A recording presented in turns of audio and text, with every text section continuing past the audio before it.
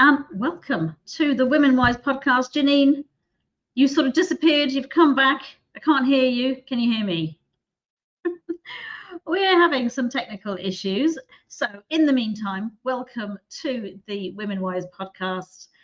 It's Wednesday night. It's 8 o'clock and we are here again. And of course, our mission is, as always, to empower women, to inspire them. Women in Dubai who have really inspirational journeys. They have tackled all kinds of issues and they've overcome them. And today we're actually talking to a woman who, hey, she's back. Janine. Yay! Technical issues, hey? Technical issues, and your sound is perfect. Fantastic. So just talking to the audience, who will be with the recorded audience, but that's okay. But we are talking to an amazing woman today, aren't we? Oh, absolutely. I am so excited for today.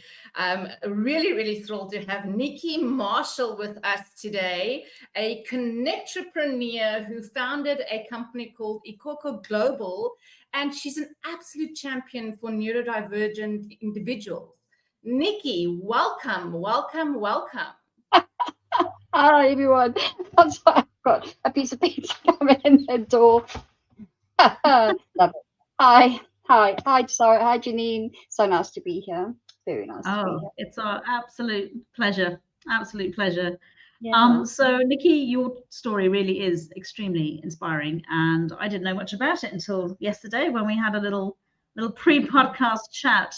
And I think what you're going to be talking about today is extremely important. Because you faced undiagnosed ADHD, anxiety, depression throughout your childhood. You ended up feeling inadequate as a young adult, and then you got a diagnosis in 2007. So, why don't you kick off and tell us a little bit about that and some of the challenges that you faced? Gosh, thank you for that lovely introduction as well. I must write that down because I'm not very good at writing stuff. 2007 was a big year for my family, actually. My then 7-year-old son was in grade 1 in South Africa, and we kind of knew he was hyperactive, extremely. But I never thought I was. It wasn't something I'd grown up with. I'm a child of the 70s and 80s. It wasn't a thing. And so we had him, assessed and tested and all that. And it came out that he had severe ADHD. And his pediatric neurologist said to me, as we were talking after the diagnosis for Luke, and he said, I suggest you get yourself tested. And I was like, oh, really? Why? And he said, well, we've been sort of communicating. I've been in his office sort of like for the last 4 months with Luke, and every time I come, his desk is not straightened. I've got a kicked a sort of chip in the leg of his desk, from constant movement. And so he actually said to me to go and look up online the sort of early life and early adulthood life of an undiagnosed ADHD person. So I did that, and it may as well have said Niki on the end, because it was my entire life. It was I've never been textbook in my life until that moment, kind of thing. So it was quite something. I went through the testing, the assessments. It's not a hard and fast blood test that you take for ADHD diagnosing. So you do assessments, and other people do assessments as well. So it's very hard to cheat the test or to cheat the results. And then, of course, you do a blind, like a 2-week blind medication thing. And mine was the same as Luke. When they put me on the meds, I was focused. I don't want to say for the first time in my life, but because I'm on camera and in the UAE, I'm not going to say why. I was a naughty girl in the 20s, but yeah, I had focus. I really had full focus, and it was quite something.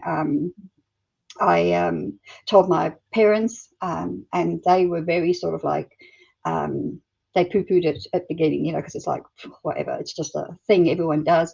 But the more I found out about it, I started to do a lot of research, because I'm kind of want to know what's going on in my head, kind of thing, what's happening. And also with Luke, being on the meds. I didn't go on medication straight away. And I just want to say straight off the bat, disclaimer, I'm not an advocate for medication. I do believe it has its place, if I can just say that. In my case, it works 75% of the time. And so, yeah, it just began a journey of research and getting to know other people, because my kids were in school then, and my younger son ended up having mild ADD, which is attention deficit without the hyperactivity. Luke grew out of it eventually. He's 24 now, but it is part of being on the sort of neurological spectrum.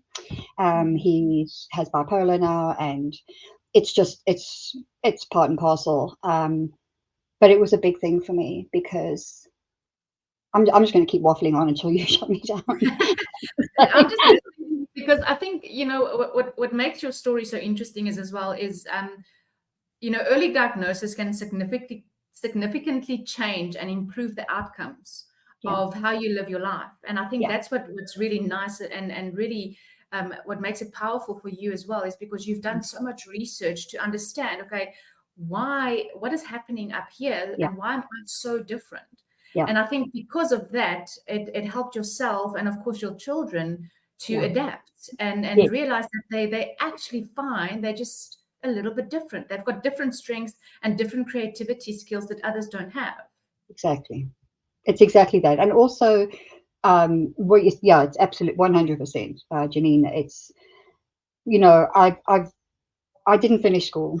I didn't get a formal education, put it that way, which I now know is what it is. I often wonder what would have happened if I had been able, if it was a thing and I was diagnosed early and whatever. But then again, I don't have regrets. I wouldn't change a thing, because I might not be sitting here talking to you, lovely ladies, right now, because you know how things are. What it did do, the research that I did, and also just understanding, I spoke a lot with my family. My sister, who is, I now know the terminology, she's now neurotypical, so she is not on the spectrum. She just has no, I'm joking. She has a normal functionality when it comes to executive functions. That's what they're calling it now. And my husband is the same. And for the most part, my younger son, James, is as well. And, so speaking a lot to them about not what it was like being with me, more like, what is it like when, for example, if I may, you're given a project to do? What is your way of thinking? And I've done this with Keith a lot. I've done this with James and other people that I know. As a neurotypical person, how does your mind start processing when you're given a project, for example, whether it be in school, at work, a personal thing, whatever, a project is a project. And it was a very different thought and physiological process that they had, that I had, than what I would have. For example, myself, I get very excited for projects. I'm all gung-ho. I have brilliant ideas. I can't write them down. I have which I've now recently learned is called ADHD paralysis, which is where, and Janine, I have this because there's been a few times. Janine. And it's for an email. It's literally that. And it can paralyze you. It's the overwhelm in your brain gets too much and it shuts you down completely. So when it came to writing ideas down, I love to be organized. So I would spend copious amounts of time setting up like systems, and project management systems and files and stationery, of course. And whereas people like who are neurotypical, like James, like Keith, like yourself, Janine, and Sara, I don't know you much yet, but I've got a feeling you're more like me. But it's just a case of, okay, well, this is what I need to do. Bam, do the first thing. Bam, do the second thing. It's like a logical. Well, you would think. You would think that that's how my brain works, but actually, I don't. I think you're like me. I do get distracted. I do actually. And Janine's laughing because when we started working together, I just said just to let you know, I hate systems, and you are more than welcome to set up a Google Docs. But the reality is, I probably won't use it. I don't think I've used it once, have I? Nope. But that's fine. Yeah. That's So- exactly what I said earlier. You know, we all have our strings, and sometimes people with ADHD and they just have different strengths. Sorry, And that's that one thing that makes us so different. And that's what I absolutely love about your story, Niki, is, you know, so many women, it's not just women, but the podcast is all about women, but especially mothers. You know, they're juggling work with other different demands, and that leads to stress. And also, you've mentioned being overwhelmed and paralyzed. How does neurodiversity affect this, you know, juggling act as a mother, and then of course, for example, writing an email? How do you juggle this? So if I can answer your question with a two-part, I'll tell you how I used to handle it before, while the kids were small, and during my sort of research and acceptance phase. I had to accept a lot about myself as well, and then how I manage it now. So when the kids were young, you know, primary school and all that sort of thing, and I was working, and then I started working for myself in 2010. So it was still that pressure as well.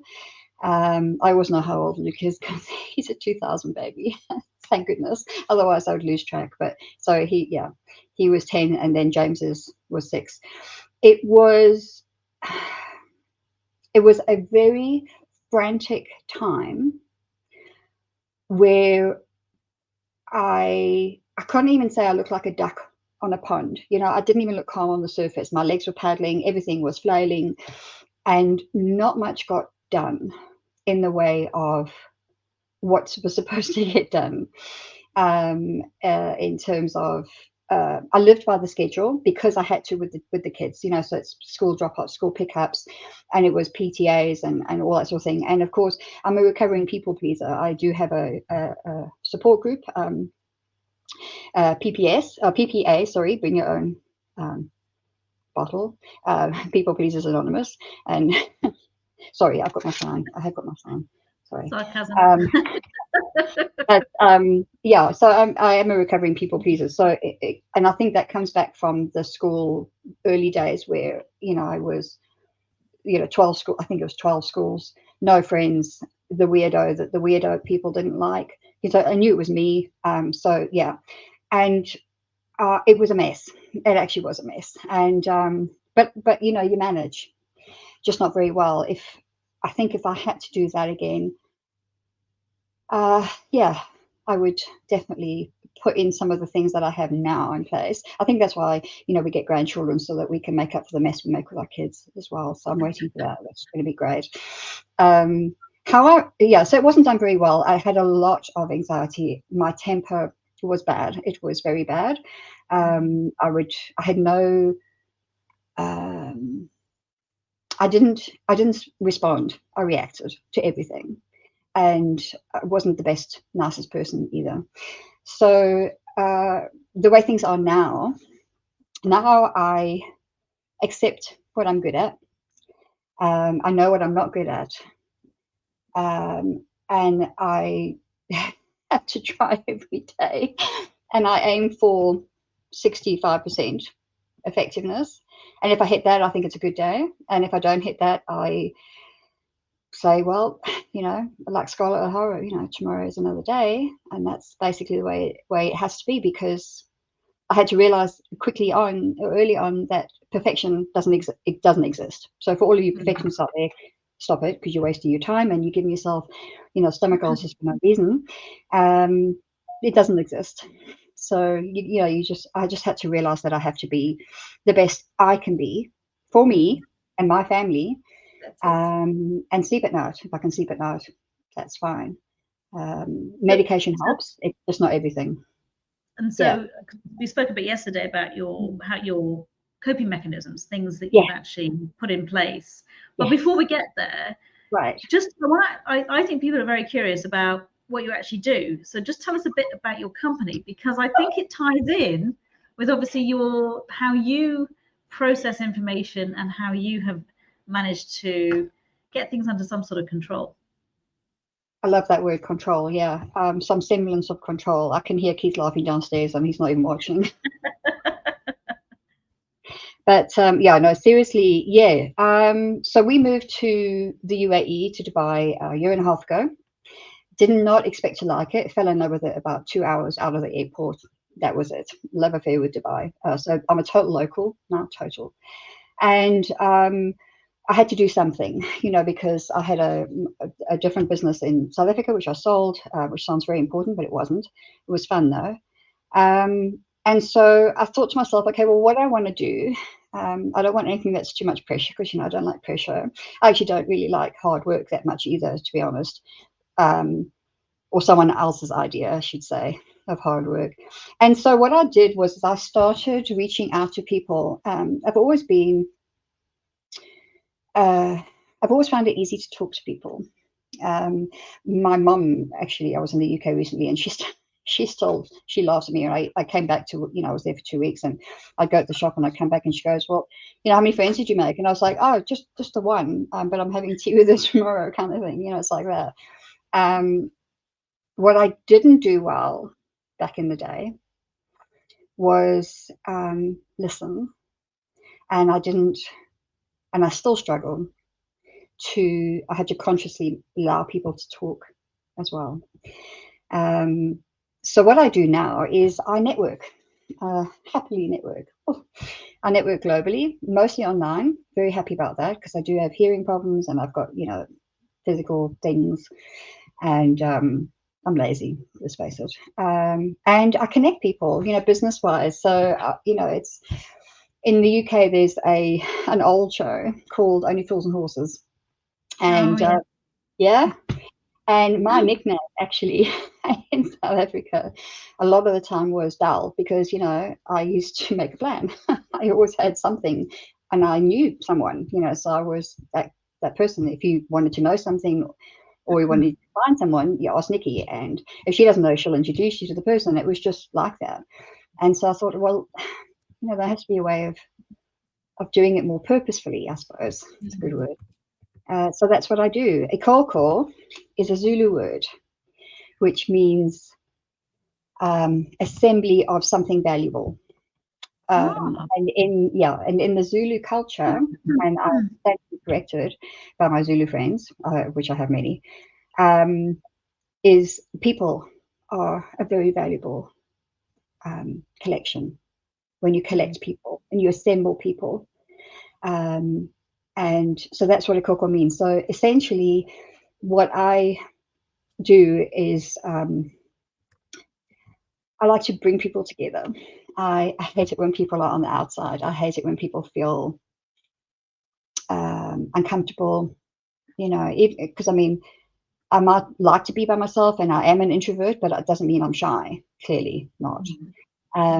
But having been on the outside for so long and so many years, I know what it feels like to be in a crowd and be alone, and I just don't like that. And so ikoko is I'm busy growing it. I'm creating a community. Another buzzword, I guess, but so in terms of when you're connecting people, how do you make a decision who to connect to whom? Like, is there a process that you go through, or is it a feeling that you get? What's the sort of? I'm always curious about people, because I love connecting people as well. And sometimes you just, it was years ago, I went to a course, and two things came out of it. One was, whatever you're really, really good at, if you put all your energy into that, you're going to go far. Sure. And whatever you're not good at, find someone else who's really good at it and just pay them to do it. My dad used to say that all the time. He still says take all the pressure off yourself. And it was such a light bulb moment for me. Right? And it seems so obvious, but I think I had the mindset of, you've got to do everything. So I would have got very, very overwhelmed and set the bar. Perfectionism, set the bar too high, you're bound to fail. But the other thing was, if you are talking to somebody and they need help and you can't help them, but you know someone else who can, send that number on. Just pass them on, because sometimes that will come back to you in some way, shape, or form. But always connect people. So I love. You want to work for me? I can use you to do my PR. So I see, because you just nailed it completely and said it so much more succinctly than I will ever say it. So thank you. Can you write that down, Janine, please? What you just recorded. It's recorded. Okay. Yeah, because that's exactly it. My dad, my parents are very wise, very annoying, but wise, and I love them dearly. My dad, yeah, my two major um, business, what's the word we used yesterday? Ethos. Ethos, that's it. Ethos came from him, and my honesty comes from both. But my mum always said, and I think we've all heard this, if you can't say something nice, don't say anything at all. So I spend an inordinate amount of time chewing the inside of my mouth. It's like a mess inside there, let me tell you. But that's why I always say I don't give compliments. I don't, because for me a compliment is almost something that to have a desired outcome. So you're saying it to impress someone, to get something, and I don't like that. If you're doing something well, if you do something whatever in a positive way, I'm going to tell you. If I think you're useless and awful, I'm just going to keep quiet and smile, be a penguin. But you know, my dad always said, that's one of the things my dad always said, if you do what you do best and hide the rest. And I just added collab in there, collab with the rest. It's true. I'm tired. I got very tired of trying to do things I'm not good at, like creating content. It's all up here. It's not going to happen. So I've lost the point now again. Sorry, ADHD. Well, it was about you know, how you connect people, like how you actually network. Yes. It's, for me, it's a hard thing, which sounds very sloppy, and it's not. It really isn't, because I'm not that person. I'm really not. I'm slightly British as well as mostly South African and a little bit, you know, UAEan. And I'm a chick. So yeah, not much sloppy goes there. But it is a hard thing for me. If I, you know, one of my degrees is, you can bleep it out, bullshitology, because, you know, I can smell it a mile away. So I can generally tell. I've got a very good sense of what people are not saying. And yeah, like you said, sorry, it's a hard thing for me. I just know. And it's so easy for me to pass on to someone else. Yeah. The previous business I had in South Africa, or the last business I had in South Africa, I should say, I created a term. I like making up terms because, you know, I don't have to learn them. But it was called complementary competition, as in with an E instead of an I, because I had a planner business. So I designed planners and sold them and whatever. And it started to become a big thing over there. But no one's planners are exactly like mine. And no one person's going to want all of mine. There's something for everyone. There's a lid for every pot in the business world as well. I do believe that. And there's more than enough people for everyone. So, you know, if people came to me, and even now, people come to me and they say, I want you to do this and this and that. If I don't feel in my heart of hearts that I can do it, I won't even just pass a number on. I'll connect them with the person. I'll arrange an introduction, either via Zoom, in person, you know, make sure they're comfortable, and then have at it. Because why shouldn't I? You know, why shouldn't we do that? Yeah, I think a lot of people directly. Go, Sara. I was going to say, a lot of people, for some reason, a lot of people don't feel comfortable passing on, you know, to connect people. I think for the three of us, it probably feels a little bit alien to think that way, because, you know, we're sort of natural connectors. Anyway, but I think some people feel like, oh, it's none of my business. I should, you know. But I think if you're naturally wanting to help people, you naturally want to. You can see a solution, but you know you're not the one. You're not the one who's going to bring that solution. But you know someone who might. Yeah, right. I introduce a lot of people, and I've done it recently, and I think I mentioned this to you yesterday. So it's that I know they could do something really amazing together. I don't know what it is, but I connect them anyway. I've got a friend here in the UAE, and he works with, you know, investors and blah, blah, blah. But he's a lovely guy. He's a lovely bloke. Aside from that, you know, he's a nice guy. He's got a lovely wife. Got a young son, and because of what he does, and the industry and people that he deals with, the very high net worth, very sort of what I want to say, competitive. He has to be selective with who he connects with. And there's been a couple of people that I've just said to him, you know, he has a process in that regard. So I've introduced him to people, and he's like, okay, you need to do this and do this and do that. And if I've got a specific purpose in mind for connecting them, that's fine. But there's been a couple of lovely, amazing new friend, a new best friend. I got lots, and they're all genuine. I made just before I went to the UK. Oh, she's adorable. And I just knew that she and Ish had to meet.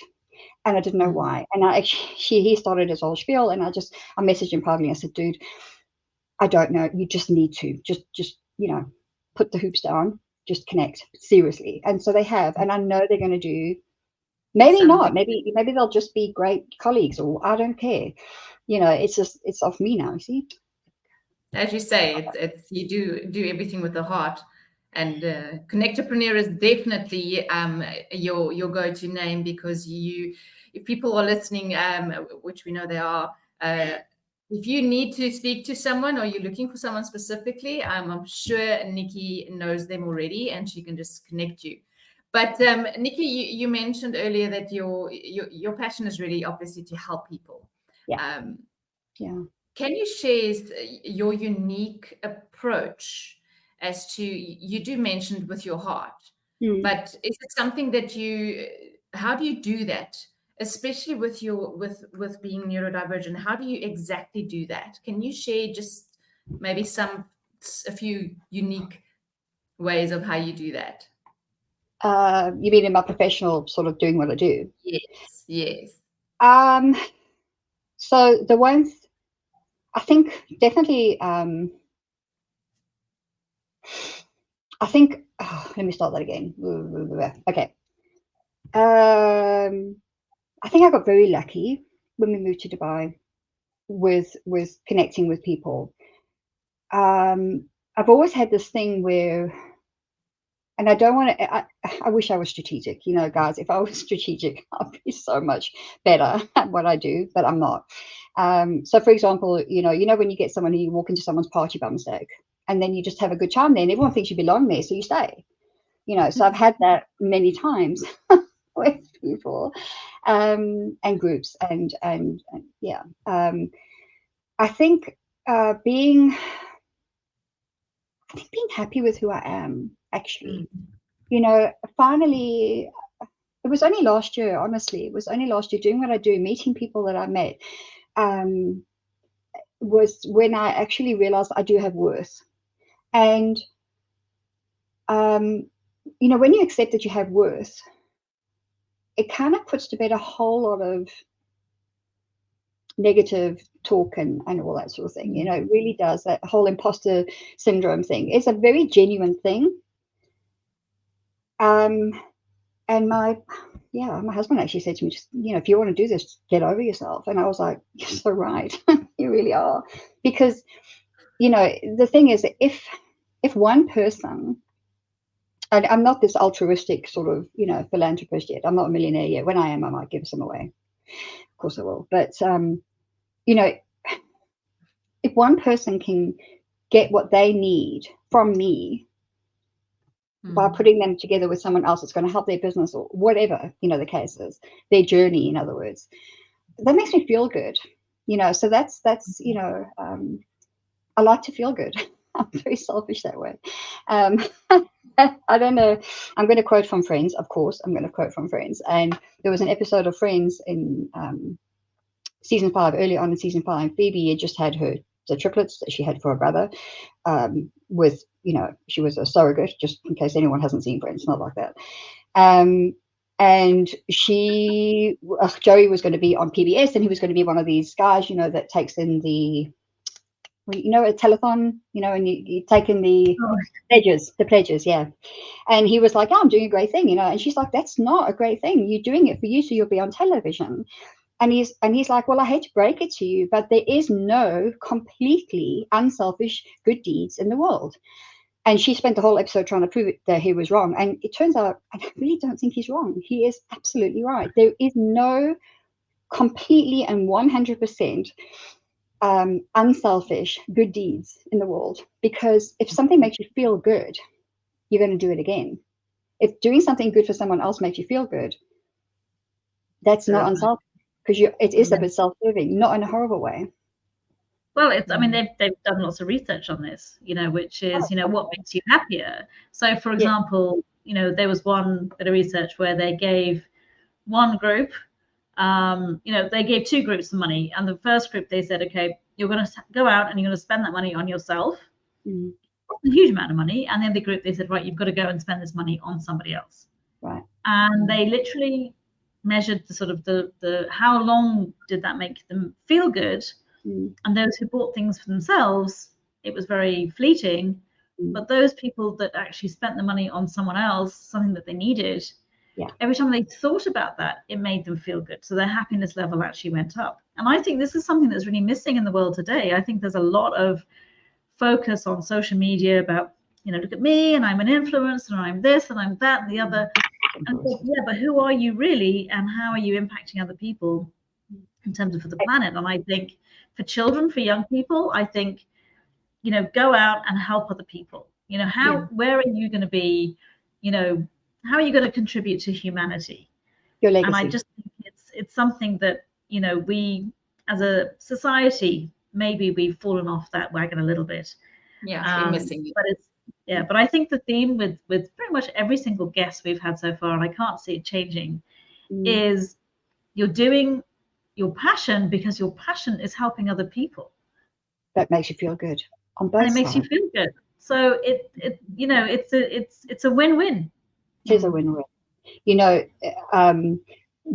the biggest turning point. So I had a massive sort of awakening mindset acceptance journey of myself, especially last year, which culminated in being able to attend the World with Purpose Summit, which was held at JA Resorts in November. It was amazing. I can't believe it. I actually, you know, I invited myself and they said yes, and I was like, but the thing that there was a couple of, I mean, I'm still going on this. I mean, you know, I forget things so easily, but this, like, one of the major things that came out of that for me personally was that the whole thing about, it's such a fine line between wanting to make money and wanting to do good. And what I realized is that it's the profits. So the profit with purpose, you've got to have purposeful profits.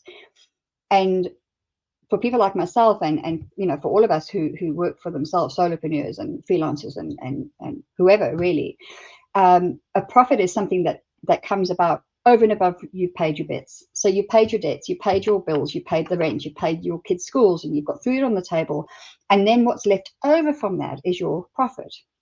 And that's what you can use, consciously use and purposefully use to uplift or to sow into something that makes a sense to you, a passion that you have. There's so much wrong with the world that there, and in so many areas and so many aspects that, you know, there is, I don't think there's one area of the world that needs help. There are people who are passionate about it. There really is. I can't see it.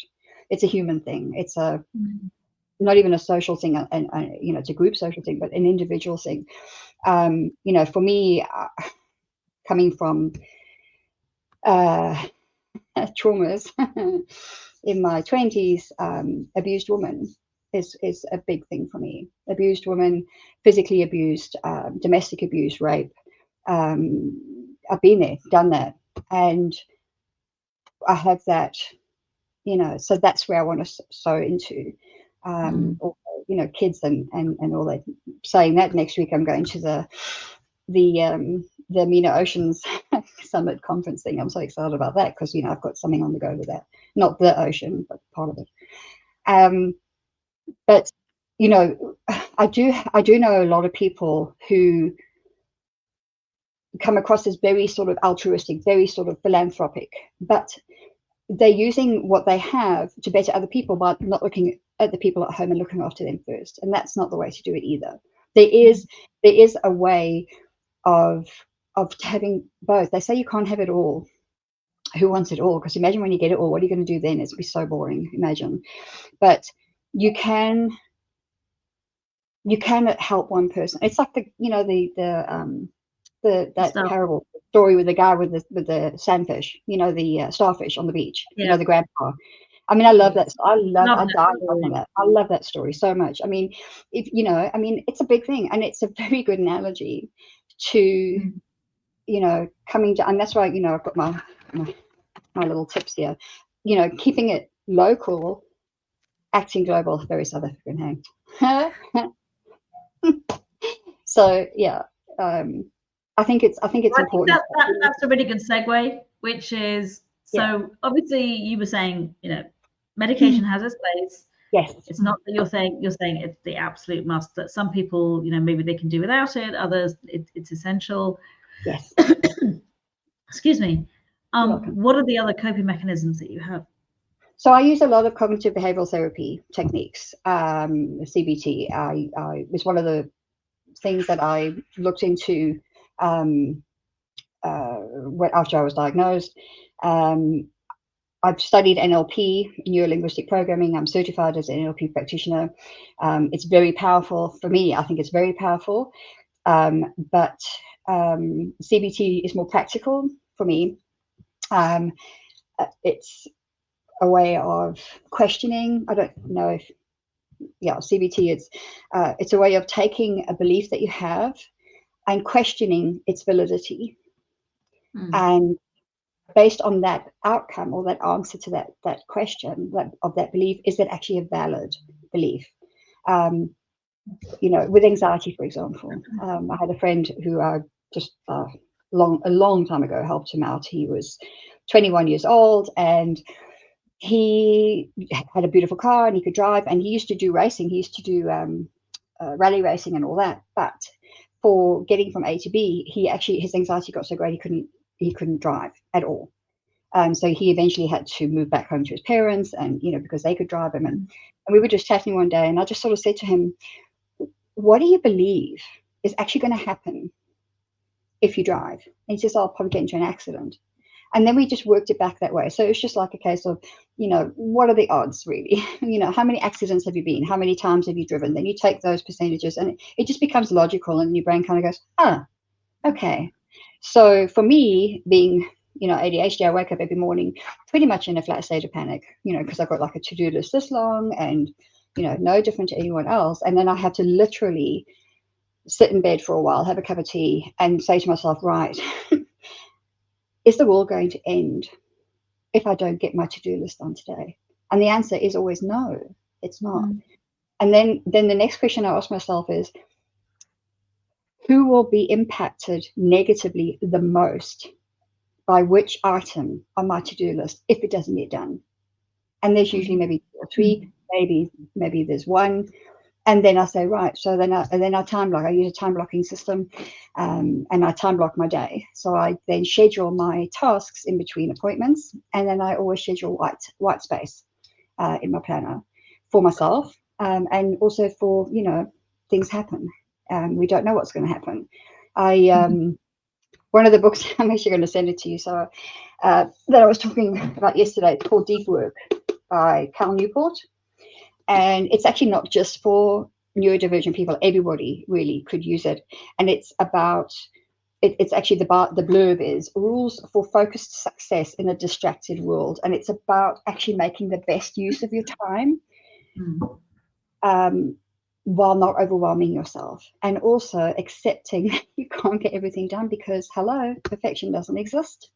So, exactly. And besides, how boring would everything be if it was? So that's how I started. Take us through your 10 tips. My 10 tips. Oh, I love my 10 tips. Yes, I shall not go on and on about, and sort of digress into ones like that. Okay, we're going to keep you on track. You're all right. You keep me on track. Yeah, Janine's there anyway. She's a very good butt kicker for me. That's a compliment. I don't give compliments, but all right. So I have these. I love bullet points. Everyone who knows me knows I love bullet points, and I love sticky notes. Shocker. And so I make my top 10 tips for this, top 5 tips for that, for myself all the time. And I've been carrying this around with me for a couple of years now, and it's very degraded. It doesn't have any sticky back on it yet. And it's my top 10 tips that I look at daily, and if it's a bad day, hourly, to keep me on just, to center myself or to, get my brain back on track. So I will share them if you'll allow me. So the first one is to fail forward. Failure is going to happen. It really is. Learn from it. Don't waste it. You know, people often think that the journey to success is away from failure, but you have to actually fail a few times to get to success. Accept that, learn from it, and move on. There you go. The second one is a big one for me. It's okay to have a pity party. It's okay to have a bad day or a bad week. It really is. But just don't live in it. Don't make it a way of life. You know, so if you need a day, if you need a week, if you need a month, whatever the case is, take that time. Give yourself permission to be miserable, or to do something that's completely, you know, a secret love that you love to do, like binging on YouTube planner videos, which I do, which is not a secret, but anyway. But make sure that you know that it's just for that set period of time, like a 24-hour period. I like to do a little precursor with people. I just go, listen, I'm just going to vent. I don't want any solutions. I'm just going to get it out, and then I'll be fine. That's needed. That's what YouTube's for. I vented on my YouTube channel, and I'm not sharing it, but I vented before. People sometimes just need to be listened to. No advice given. No, nothing. Just listen and then walk away. Okay, so have a pity party. Don't live in it. Number 3, be teachable. We all know. Be teachable. Well, we don't all know. Some people. The person who thinks that he doesn't know, who knows everything and has nothing to learn, is an idiot. Sorry. And I say he, but I meant he, she, you know, them, it, squirrels, everything. Number 4. My meds have worn off, can you tell? Number 4, keep the end in mind. Stephen Covey, love it. Keep the big picture. Always keep your eye on the big picture. But how do you eat an elephant? You eat it one bite at a time. You have to break those big tasks down, chunk it down, get it into something that's manageable and bite-sized, while keeping your eye on the end picture, because otherwise you're going to get lost in the details as well as. So there we go. Are you impressed? Sorry, I'm keeping to, you know. Yeah. Number 6. Oh. Are you impressed? I'm impressed very much. It's okay to move the goalposts. If you have a goal and the date is, you know, because it's a time-use goal, we have SMART goals, smarter goals, and all that, and they are very valid because you need to have those parameters. But if the time line moves, it's okay to move that goalpost. It's actually okay to delete the goal altogether if it doesn't serve you, or if you just don't want to do it anymore. So long as you're doing something, so long as you're not just looking at it and going, right, and then kicking yourself over and over again because you did nothing for it. If it carries on like that for like a week, get rid of the goal. Does it really matter anymore if it hasn't, you know, got you going? I think a lot of people really get stuck in the I've made my bed, so I better lie in it mode. That's nonsense. We live with duvets now. Isn't it? I don't think anyone goes, listen, you're miserable, but hey, you made a bad choice. Because no one knows. There's no choice that's ever made with 100% information. No. In fact, you're allowed to shift your perspective. Absolutely. Yes. I would like to have a book that gets burned with sayings like, you made your bed, lie in it, because that was back in the day when we had, you know, hospital corner sheets, blankets, bedspreads, and it was a mission to make the damn bed. Now we just throw a blanket over and that's fine. So you don't have to lie in your bed. Just get a new bed. Yeah. But I think this is so valid in terms of, listen, if your goal's not working for you anymore, delete the goal, move forward. Exactly. You need to program your inner sat nav, otherwise you go around in circles. Yes. Oh, GPS. I even know how to use one. It's funny. Very true. We should actually have goal setting sessions where we go through our goals and say, right, get rid of that one, get rid of that one. And then have goal setting sessions. Sprinkling your goal setting closet. Oh, damn, girl. You can delete that one. That's good. Okay. That's good. You're making me digress. All right. Sorry. Number 7. Yeah, you're naughty girl. Number 7, collaborate. Oh my gosh. I have been collaborating and delegating, which means collaborating if you're not in a sort of corporate way or whatever, my whole life. And I thought it was because I was lazy. It just means that apparently I know, you know, I could manage stuff, which I can't. But anyway, don't tell anyone. But collaborate. Exactly what we said earlier. Do what you do best, hire or collaborate for the rest. Absolutely. It's a new currency, apparently. Number 8, stay humble. You don't know everything. You don't know what you don't know until you know it. Really. You absolutely don't. And then you can forgive yourself for what you didn't learn before you learned it. Right. It's that 4 levels of knowledge, you know, unconscious incompetence. Then you don't know what you don't know. Then you get, what is it? Come on, sorry, you know. So it's unconscious incompetence, then it's conscious incompetence. Conscious incompetence. So you know what you don't know. I don't know how to do this. That's where you get, be teachable thing. Don't be an idiot. Then you get then conscious competence. There we go. You know what you don't know, and then you get unconscious competence, where you just do it like breathing. You don't even know you're doing. Wow, seriously? Are you writing this down, Janine? Please, I need this stuff out. It's all recorded. It's okay. Here forever. Going to number 9. Number 9, be yourself, be authentic. And here's a sort of caveat to that. If you don't know who you are, just be who you are in that moment. Don't try and be, and I've been so guilty of that so many times, is trying to be like someone I think I should be. And now I'm not. Now I'm just who I am. Sometimes I'm a little, like when we had lunch the other week. But generally, I get to prepare and I get to, because I do a lot of that. You and I spoke about that as well yesterday. So that I do. If I'm going into situations where I know I tend to get hyperactive, or, I prepare myself mentally for it. So that's your fault, Janine, by the way, that joke. That's okay. It's good. But that thing about being authentic, obviously, you have to go through that whole people-pleasing phase, no matter how long it lasts for, before you realize actually you can only be yourself. And if people don't like you, it's not like what people think of you is none of your business. Exactly. You can't control everything. You can't. You can't please all the people all the time. It's exactly. I'm full of cliches today, but cliches. Hey, we are the cliche chicks. Yeah, baby, the cliche chicks.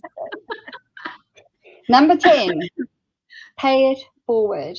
And I will actually say I got that from the movie. I watched the movie with what's his name, Haley Joel Osment, back in the day, and it blew my mind. My tiny little mind was blown. I thought, that is brilliant. Don't give something to someone or do something for someone expecting something in return. Do it for them. If they ask, can they pay you back? Say no, just do it for someone else. That's also a part of Ubuntu, by the way, which is an African thing. I like it. Spirit of Ubuntu. Those are fantastic tips. I absolutely love it, because the one thing I loved what you said is don't let a bad day become a bad life. Right. It's perfectly okay. And that's the only time you can actually use perfect is to actually have an off day, because we all need those moments to actually just like kind of recharge and regroup ourselves. But I think if negativity starts to become a habit, it can actually hold you back from reaching your full potential. So that, for me, that's the main thing I also took out of this is don't let a bad day become a bad life. Failure is something that we should actually celebrate failure, because those setbacks can help us move forward and actually help us navigate certain things that's happening in our daily lives. And I think embrace your emotions. That's what I also took out of this. Go through those emotions. And listen to your body. Absolutely. Listen to your body. Yeah. Sometimes you just need. There's no such thing as failure. It's just feedback. Hey, NLP girl, you are so right. Because I learned, and it's true. That's my jam. I like to do that. You and I are going to be such good friends. Whether I like it or not, apparently. Yeah, actually, well, yeah. Well, I mean, come on, let's face it, you can't resist me anyway. I mean, I had to kick her off the phone yesterday. Kidding, not at all. She had to hang up on me. But it's, Not at all. Listen, I just think it's amazing. And one of the things that I have noticed a lot since being in Dubai, and I've only been here since August, so it's not as long as you ladies. I didn't know that. But is actually I've met a lot of women who have a diagnosis of ADHD. And I was quite shocked actually at how many, there are. Can you give your version of what you believe ADHD actually is. What would you say it is? It's not a lot of people superpower. go, oh, it's a superpower. No, it is. That is such bollocks. I'm sorry. It is. It's nonsense. It is We have not to do a some superpower. beats on this. You're completely sorry. At least I'm not saying like, you know. It's okay. It's okay. You're very lucky. Yeah, No, you're lucky go because ahead. I prepped myself. It's not a superpower. It is not a superpower. It is in the same way that someone who has diabetes, who has high blood pressure, low blood pressure, any of these ongoing daily, it's, in other words, it's not probably not going to ever get better. The way you manage that is the way you manage ADHD and other aspects of being on the spectrum. But we'll focus on ADHD because, you know, that's what I'm good at. But what it does do is that I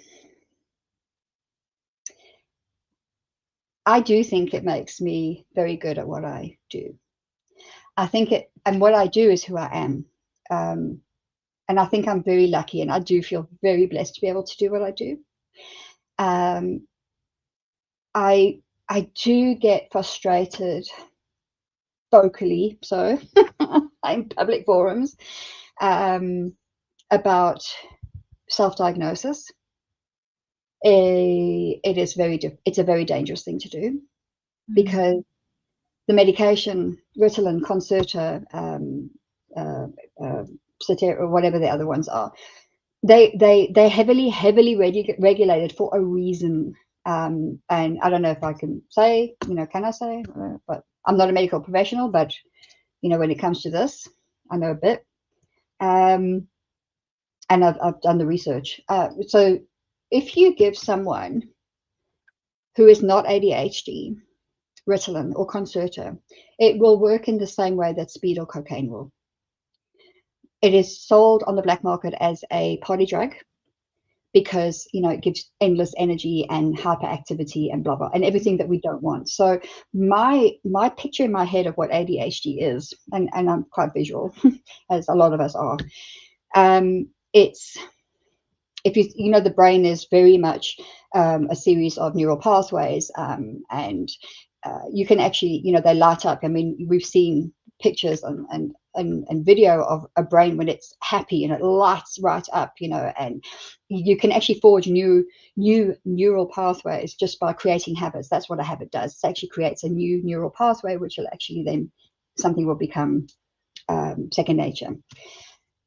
If you think about the one section of the brain, and I don't know where it is, it's in there somewhere, where for a neurotypical person, and I'm going to simplify it, an instruction is given and it's taken in auditorily, and it goes into the brain, and then it follows the little channel, it hits the next one, it goes to the next one, it goes to the next one, sends a signal out, and then bam, bam, bam, and you do what you're supposed to do.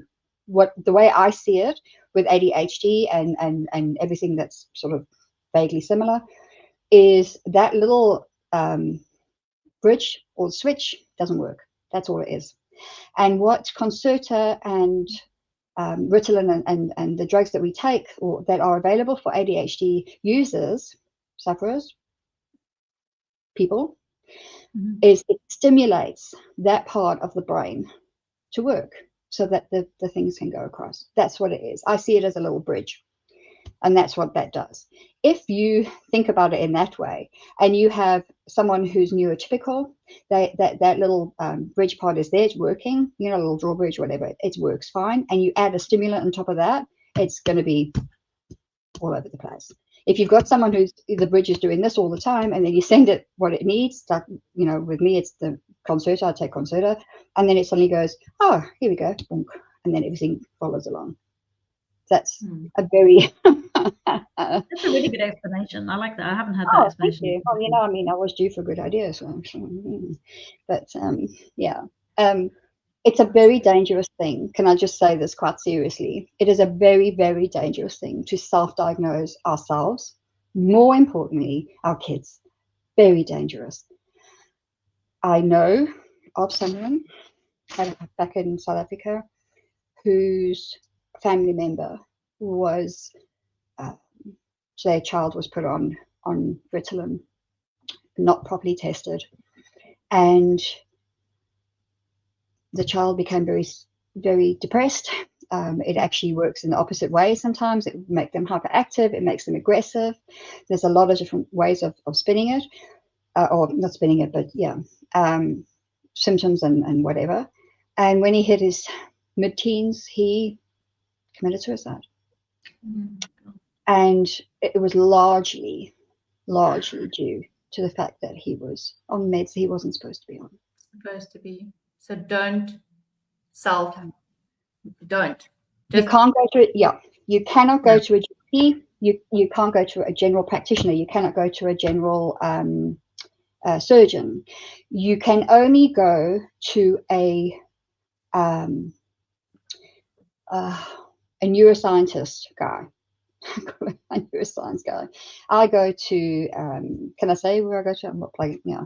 I go to the German Neuroscience Center. They're based in Gelty. They've got offices in Business Bay, I think, as well. Mm-hmm. And they work with all things on the spectrum. So there's a neurologist there as well. That's where I got, the whole fibro thing.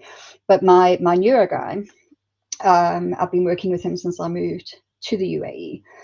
And he specializes in adults with ADHD, testing, treating, and assessing, and regular, visits and whatnot.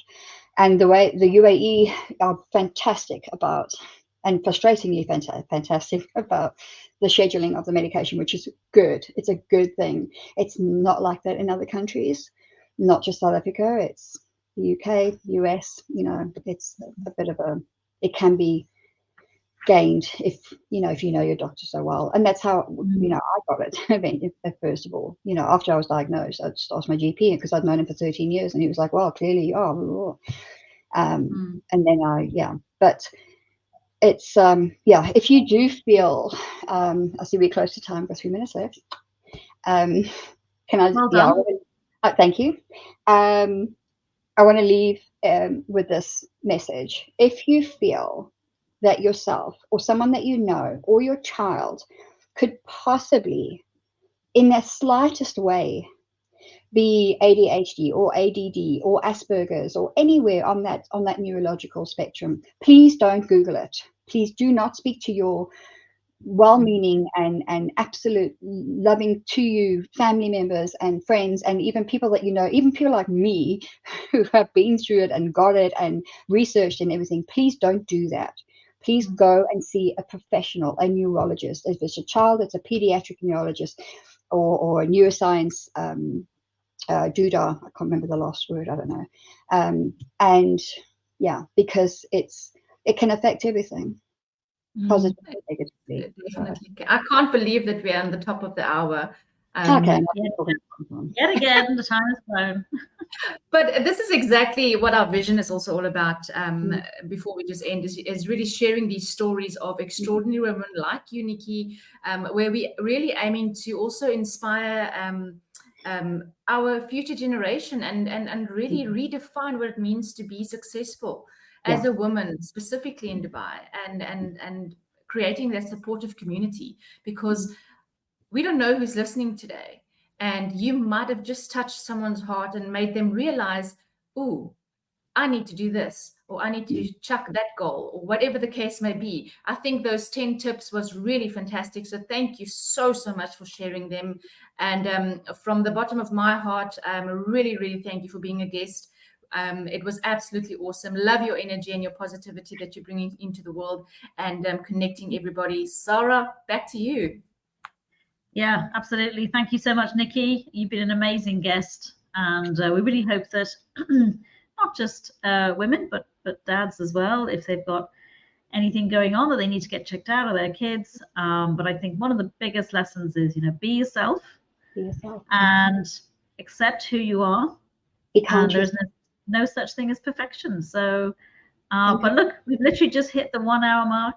There we go. To those, thank you very much to our audience, those watching live and also watching the recording. And if you like our podcast and you would like to help Janine and myself out, please buy us a coffee. There is a link underneath the video, and you can help us to take our podcast to another level, because we've got big plans for Women Wise. We've got so many guests. We've got another amazing guest lined up for next week. And as always, have a fantastic evening. And Janine, such an awesome co-host. Honestly, could not do this without you, girl.